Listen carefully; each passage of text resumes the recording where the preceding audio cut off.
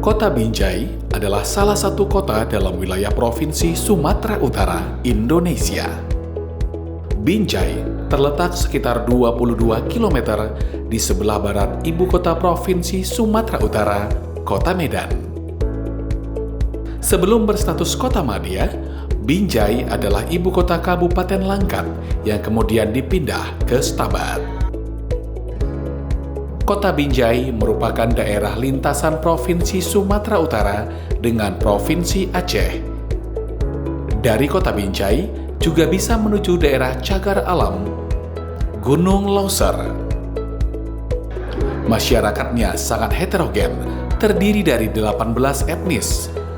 Dari 18 etnis tersebut, 52,5% adalah masyarakat Jawa yang tergabung dalam wadah PKB Puja Kesuma, Paguyuban Keluarga Besar Putra Jawa, kedudukan di Sumatera.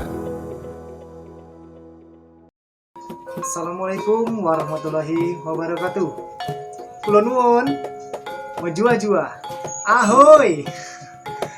Sebelumnya kami atas nama Sanggar Seni Budaya Wahyu Satrio Putro mengucapkan terima kasih atas program dari Direktorat Jenderal Kebudayaan, yaitu Informasi Umum, Dana Abadi, Kebudayaan, Penciptaan Karya Kreatif Inovatif tahun 2022. Kami membentuk sanggar yang kami beri nama Sanggar Seni Budaya Wahyu Satrio Putro. Tepat di tanggal 20 Agustus tahun 2000, sanggar ini kami resmikan.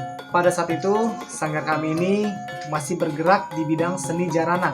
Dengan peralatan dan tempat seadanya, kami masih terus semangat dalam berlatih. Melestarikan seni budaya yang hampir punah, itu yang menjadi motivasi kami untuk terus berkarya.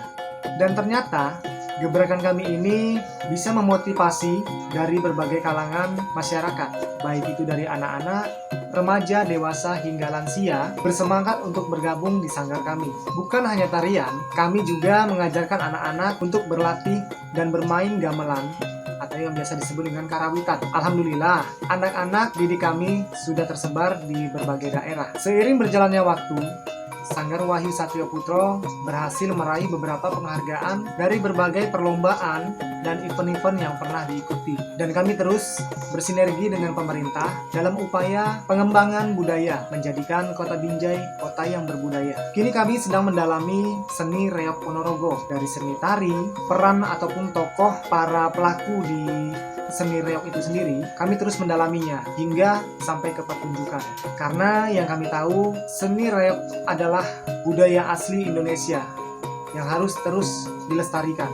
Maka dalam kesempatan ini, kami atas nama Sanggar Wahyu Satrio Putro ingin menampilkan pertunjukan reog dalam bentuk teatrikal yang menceritakan bagaimana sejarah terbentuknya kesenian reog pada masa dulu. Hingga saat ini masih banyak masyarakat awam yang belum tahu tentang bagaimana sih sejarah reog itu sendiri. Assalamualaikum warahmatullahi wabarakatuh. Berbicara masalah reog Ponorogo, itu sesungguhnya dimulai dari runtuhnya Majapahit. Waktu itu Majapahit diperintah oleh Bre Kertabumi atau bergelar Prabu Brawijaya kelima. Prabu Brawijaya kelima ini sangat patuh dengan apa yang dikatakan oleh permaisurinya, sehingga roda pemerintahnya itu seolah-olah di bawah pemerintahan dari istrinya itu. Maka banyak pejabat-pejabat elit itu yang merasa tidak puas, antara lain yaitu Ki Demang, ya, Ki Demang Kutu itu keluar dari kerajaan dan dia di luar itu mendirikan perguruan atau padepokan yang intinya itu nggak puas dan kepingin melawan kepada Majapahit. Dan dalam hal ini digambarkan bahwa Brawijaya itu adalah seorang singa yang patuh dengan istrinya, maka di atas kepala singa itu ada dadak merahnya di situ. Waro itulah seorang laki-laki yang dia itu mempunyai ciri khas pakaian serba hitam, badan tegap, berotot, berkumis. Nah, ciri khas yang utama itu pakai kolor. Kolor itulah kesaktiannya di situ. Waro ini adalah prajurit andalan dari Demang Kutu Nah, Demang Kutu ini juga sering disebut dengan Bujang Ganong di situ.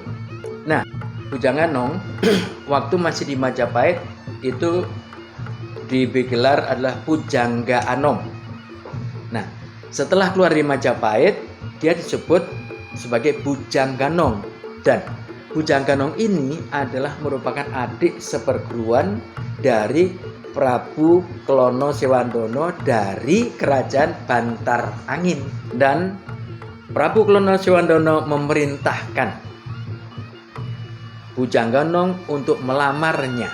Dalam perjalanan, Bujang Ganong jumpa dengan Singobarong dengan pasukannya.